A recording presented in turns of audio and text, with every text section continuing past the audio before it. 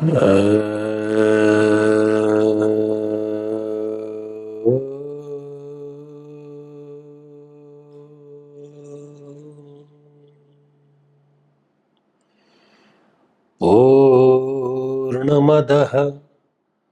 पूर्णमिदं पूर्णात् पूर्णमुदच्यते पूर्णस्य पूर्णमादाय पूर्णमेवावशिष्यते। ॐ शान्तिः शान्तिः शान्तिः।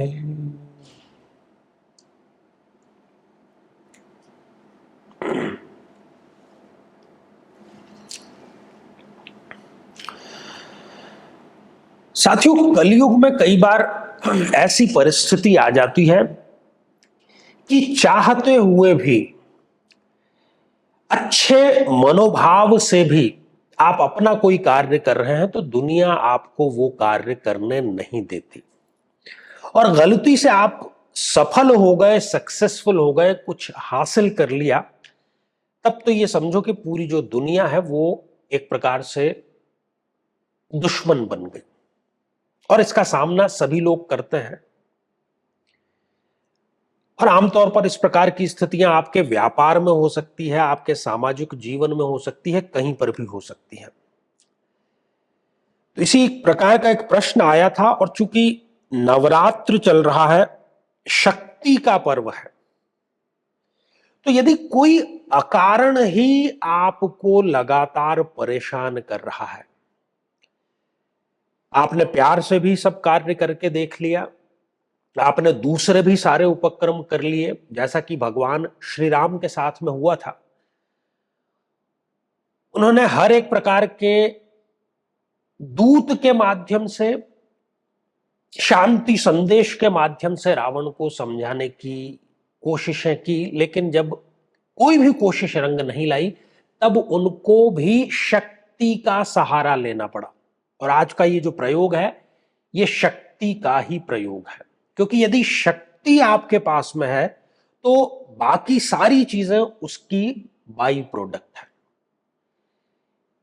फिर अपने आप वो चीजें घटित होगी। तो इस नवरात्र, यदि आप बहुत कुछ नहीं कर पा रहे हैं, लेकिन शत्रु से पीड़ित हैं, आपको अपनी जान का, अपने धन का, अपनी प्रतिष्ठा का, किसी भी प्रकार का खतरा यदि किसी शत्रु से है, तो ये जो प्रयोग है ये सुरक्षा कवच का कार्य करेगा, और शत्रु को भी कहीं ना कहीं धराशायी करने का ये कार्य करेगा, क्योंकि स्वयं मां शक्ति का परम आशीर्वाद इसमें है, जिसने स्वयं भगवान श्री राम को भी शक्ति प्रदान की थी। तो नवरात्र का जो अंतिम दिन है, और इस बार की यदि बात करें तो वो 1 अक्टूबर को है, महानवमी जिसको हम कहते हैं। तो अपने घर के ही किसी पवित्र स्थान में, किसी एकांत में आप बैठ जाइए, स्नान आदि से निवृत्त होने के पश्चात, और संध्या काल में इसका प्रयोग आपको करना है। जब सूर्य अस्त होने को हो, उस वक्त ये आपको प्रयोग करना है। और इसके लिए आपको 9 दीपक चाहिए मिट्टी के।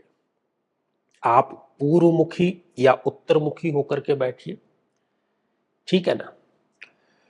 और सरसों के तेल से वो दीपक आपको प्रज्वलित करने हैं, 9 दीपक। और व्यवस्था ऐसी करनी है, बीच में आप स्वयं भी कर सकते हैं, कि कोई भी जो दीपक है वो खंडित ना होने को पाए।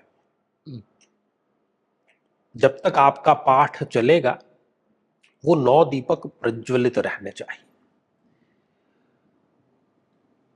और सबसे पहले आपको मां जगत जननी भगवती शक्ति स्वरूपा को यही प्रार्थना करनी है कि मैं इस प्रकार के शत्रु से पीड़ित हूं, और आप अपनी शक्ति की अनुकंपा कीजिए और मुझे इस शत्रु से सदैव के लिए रक्षित कीजिए। रक्षा के लिए आपको आह्वान करना है।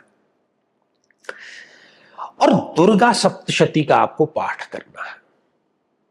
ठीक है, यहां पर स्वयं सिद्ध है सारी चीजें, बहुत ज्यादा कुछ कर्मकांड करने की आवश्यकता नहीं है, क्योंकि ऐसा ही प्रयोग आपको बतलाया जा रहा है जो बिना किसी विशिष्ट संकल्प के, बिना किसी विशिष्ट पूर्णाहुति के, क्योंकि नवमी अपने आप में पूर्णाहुति का ही दिवस होता है, 9 का अंक ही पूर्ण का अंक है। तो एक बार पूरे मनोयोग से आपको दुर्गा सप्तशती का पाठ करना है और अगले दिन जो 9 दीपक हैं उन दीपक को आपको किसी भी बहते जल में, जल स्थान में उसको प्रवाहित कर देना है। तो जिस प्रकार से अगला जो दिन है आपको पता ही है, विजयादशमी का दिन है, रावण का जिस दिन संहार हुआ था, तो उसी प्रकार से आपके जो परम शत्रु हैं उन सभी का